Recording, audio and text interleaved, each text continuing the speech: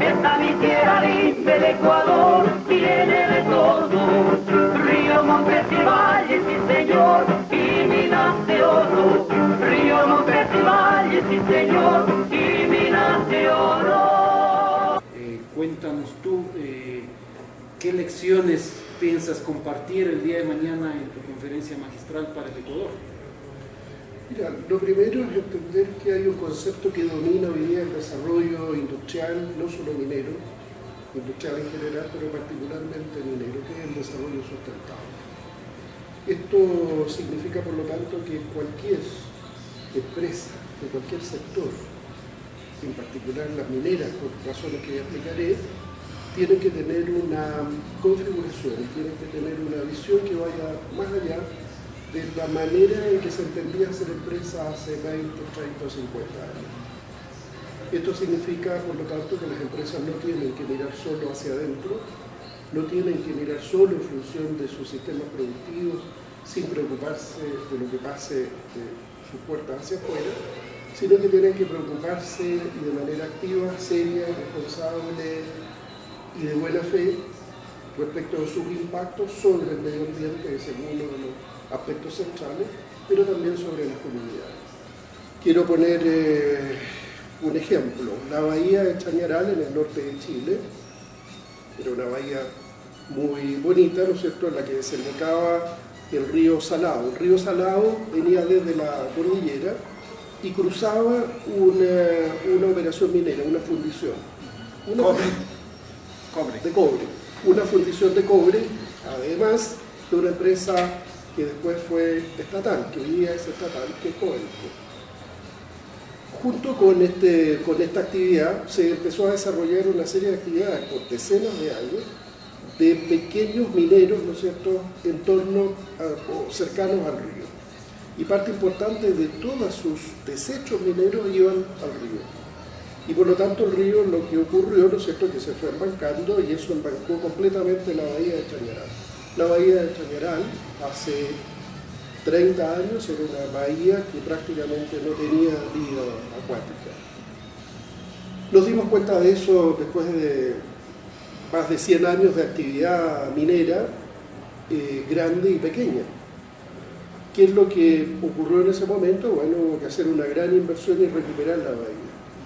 Retirar todos los sedimentos que se habían embancado y, por cierto, cambiar los estándares de operación de lo que ocurría río arriba. De tal manera que, como esa otra lección, entonces la lección que nosotros aprendimos fue a partir de la experiencia, porque hasta hace 40 años no había estándares. Es decir, que la presión que construyó la necesidad de cambio en las actividades fue más bien externa o un proceso interno. Hubo dos cosas, porque estamos hablando del año 85, en el año 85 gobernaba en el país una dictadura militar que termina en el año 89. Con el inicio de los años 90 viene una realidad distinta. Nos empezamos a hacer cargo todos como país. No, en ese minuto lo representa él, fue el primer presidente democrático, él. Después vino Frey, después vino Lago. Y en ese momento entonces hubo que hacerse cargo de todos aquellos pasivos sociales, políticos, de derechos humanos y también ambientales. No existían leyes ambientales hasta ese minuto. La evaluación ambiental es una cuestión de carácter técnico, no político. Y no político. En el Ecuador las cosas están al revés. La presión de los grupos ecologistas e indígenas han posicionado en el imaginario nacional de que la minería per se contamina siempre y contamina todo. Pero hay un doble juego.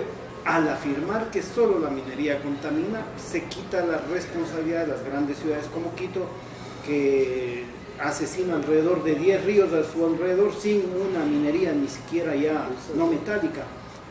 ¿Qué mensaje podemos darles a estos sectores? Primero, que los impactos de la minería son impactos normalmente localizados. Y esto es muy importante porque significa que se pueden tratar de manera local.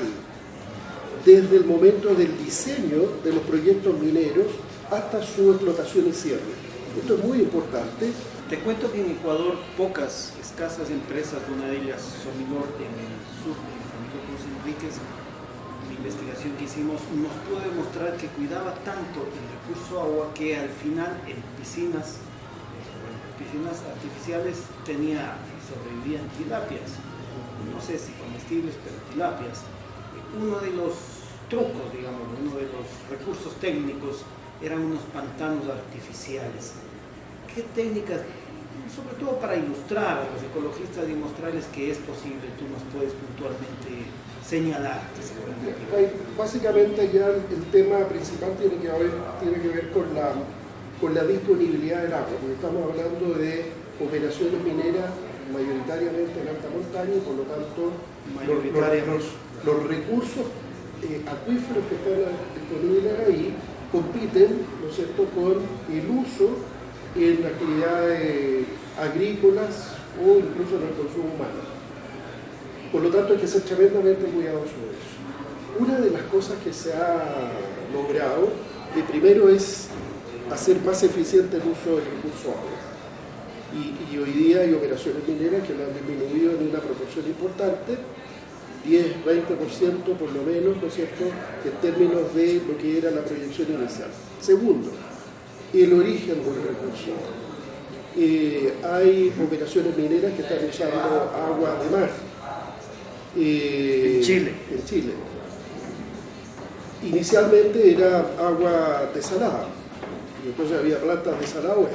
Hoy día hay operaciones incluso que están usando agua directamente de mar. Sin quitarle la sal.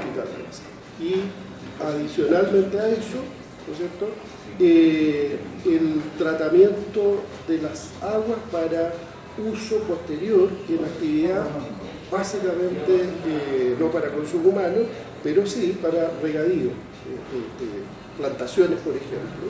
Y eso se hace a través, aquí hay que entender básicamente, ¿no es cierto?, que lo que tenemos son contaminaciones de tipo químico, es decir, el agua que proviene de un... No es biológico, es químico. No es biológico, es químico. Son por contaminaciones de plomo, arsénico, de cobre, de otros metales, y por lo tanto hay métodos químicos a través de los cuales esos contaminantes pueden ser, ¿no es cierto?, capturados y sedimentados, y el agua queda relativamente limpia como para el uso agrícola. Bueno, ¿qué se hace con los regadores? Entonces hay proyectos que ya se están desarrollando que implican la forestación de los regadores, es decir, obtención de compost por una parte de las mismas operaciones mineras parcialmente, y luego, ¿no es cierto?, plantaciones y regadío de las propias plantas. Es decir, lo que trato de señalar es que tecnológicamente hoy día existen las alternativas como para hacer un buen uso de los recursos, no hacer un uso excesivo, abusivo, que compita con otros recursos, con otros consumos que pudieran ser más significativos para la población. Esta es una actividad industrial más que va a requerir ciertos recursos, agua, energía, etc. Y esa tecnología existe y es absolutamente factible su utilización. El hecho de que estemos hablando de proyectos que están confinados en una cierta área contribuye muchísimo a favorecer este tipo de soluciones. Chile, ¿cómo es la relación de las grandes mineras con el entorno, con las localidades? ¿Es asimismo una información vertical, publicitaria, o hay otros flujos y sobre todo encadenamientos productivos? Esto ha sido también aprendizaje. Si nos remontamos a 20 años, lo que observamos, ¿no es cierto?, es que las empresas operaban de manera bastante sesgada, muy vertical, muy de puertas hacia adentro y muy desde una lógica paternalista en su relación con las comunidades. Lo que tenemos hoy día es un aprendizaje a partir del empoderamiento natural de la sociedad civil. La sociedad civil exigió más transparencia, exigió más información, fue crítica respecto de los proyectos en muchos aspectos y con justas razones muchos de ellos, y contribuyó a esto precisamente la legislación.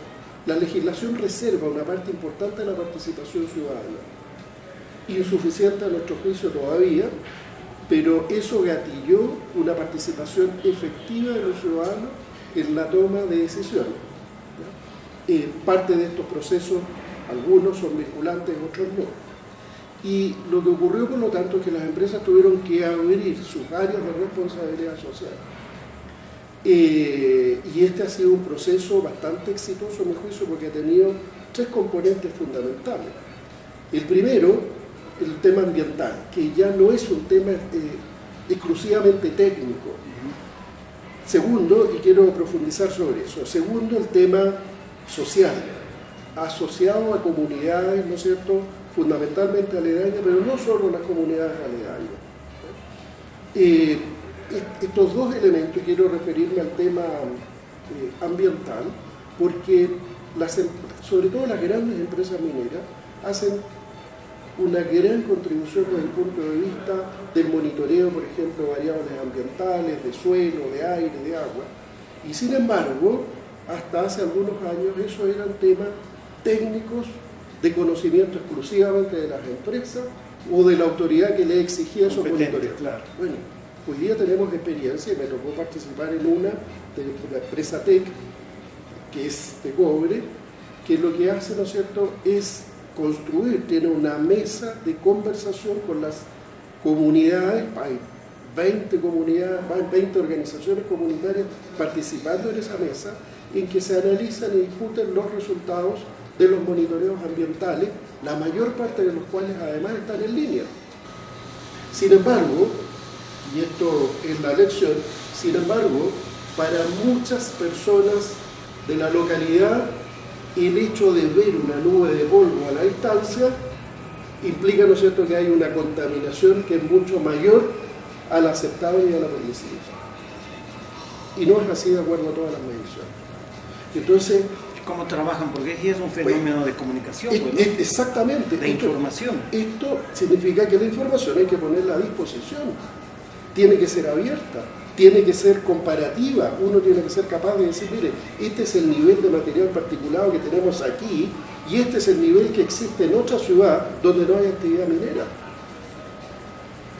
Eso es información, eso es comunicación, eso es relaciones con la comunidad. A la empresa minera lo peor que podría hacer es que la comunidad no esté organizada, que no haya organizaciones sociales que sean capaces de pedir información, de exigir. La mejor noticia que pueden tener las grandes empresas mineras es tener sociedad organizada.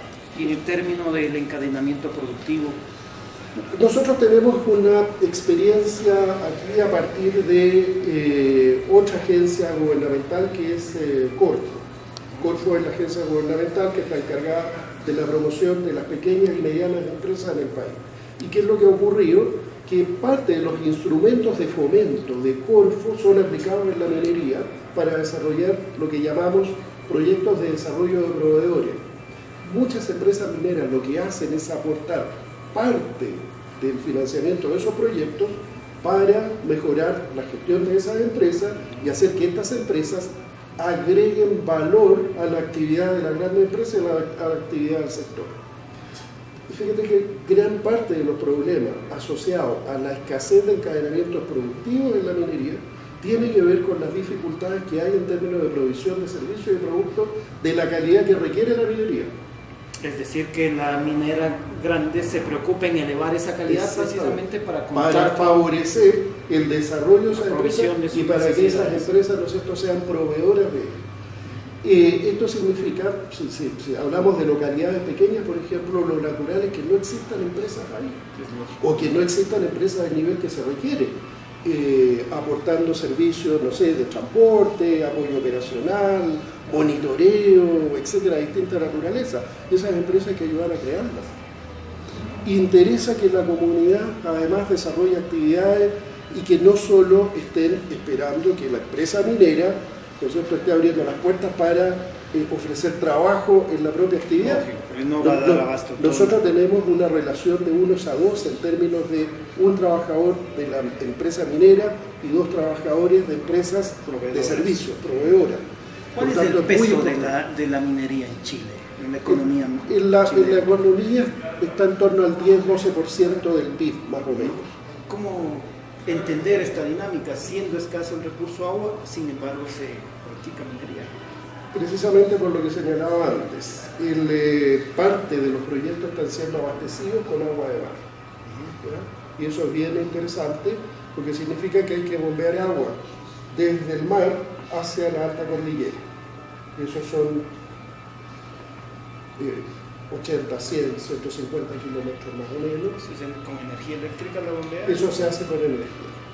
Lo que significa otros desafíos, porque nuestra matriz energética era relativamente débil hasta hace algunos años, ha sido fortalecida ahora gracias a la emergencia de las energías renovables no convencionales, particularmente eólica y solar en el norte, se dan las dos variantes, y entonces tenemos un buen aporte hoy día de ese tipo de energía, que es capaz entonces de soportar la tremenda demanda de energía que tiene la minería. La minería es el sector industrial que más demanda energía, porque si pensamos en gran minería, sobre todo de cobre, aquí hay molinos, hay procesos de fundición que requieren muchísima energía.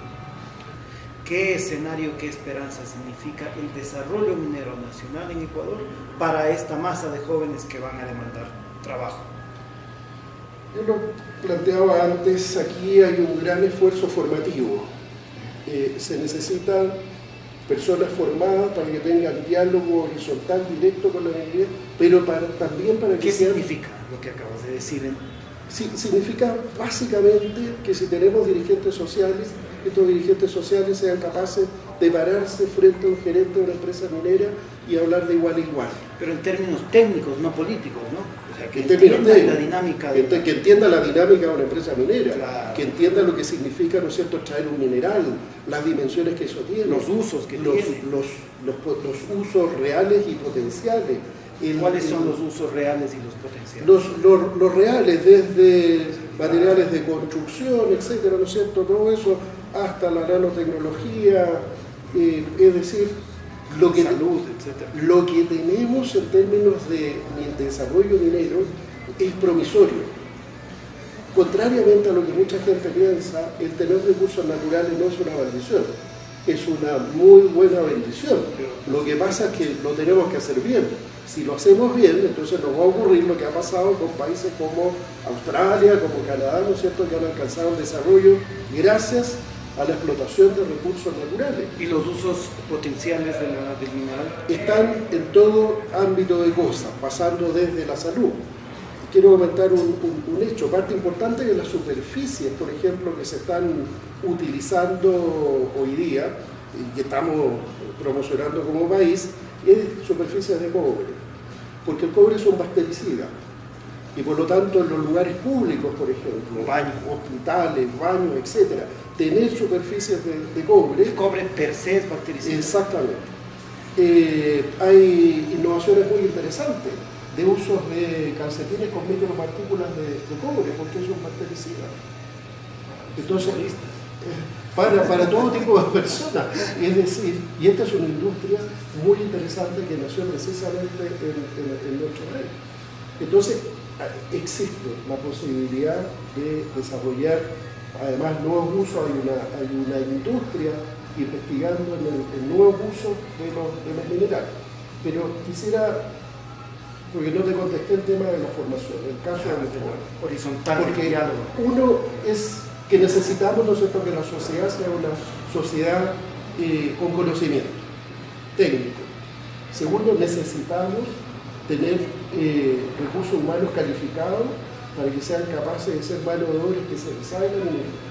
La minería no es para cualquiera. Ahí está un reto para las universidades. Para las universidades, para los institutos, para los liceos, para los colegios, para las entidades privadas o públicas de capacitación laboral. La minería requiere personal especializado porque opera bajo un ambiente distinto, con una regla y con unos estándares que son de los más exigentes del mundo. Requiere del uso de normas particulares. La minería no se desarrolla en las ciudades, por lo tanto los horarios de trabajo son distintos, los desplazamientos son diferentes, los tiempos de sueño son diferentes. Hay regímenes especiales de trabajo. Hay una disciplina del trabajo que es distinta. Por lo tanto, eso requiere formación técnica del primer nivel. Y no estoy hablando tan solo de ingenieros, estoy hablando de técnicos, del operador de una grúa, de un equipo menor, ¿no es cierto?, de alguien que está apoyando un proceso en una planta de lixiviación. ¿Cuál es la presencia de la mujer en la minería chilena? En el caso de la minería chilena, Aquí tenemos una ministra mujer ahora de minería, enhorabuena, ¿no? Sí, está muy bien que así sea. Nosotros tenemos acaba de terminar su mandato una ministra también, que era la ministra de minería, que era por primera vez teníamos una ministra, antes habíamos tenido subsecretarias, y es muy importante porque ha aumentado de manera significativa la tasa de participación femenina en la minería. Y ahí hay un reto importante de algunas entidades que están promocionando precisamente el ingreso de la mujer al mundo del trabajo minero. Hoy día estamos encontrando mujeres que están manejando camiones, estos mega camiones, ¿no es cierto? Tractocamiones. Exactamente. Tenemos, por cierto, una gran dotación de mujeres en tareas administrativas. Ha sido difícil la incorporación en tareas de producción, de extracción, en la mina propiamente tal, pero hay una fuerte votación femenina en geología, por ejemplo. Hay muchas mujeres geólogas que tú sabes que la exploración es la primera fase y eso implica también regímenes especiales de trabajo. Ahí también hay una participación femenina muy, muy importante.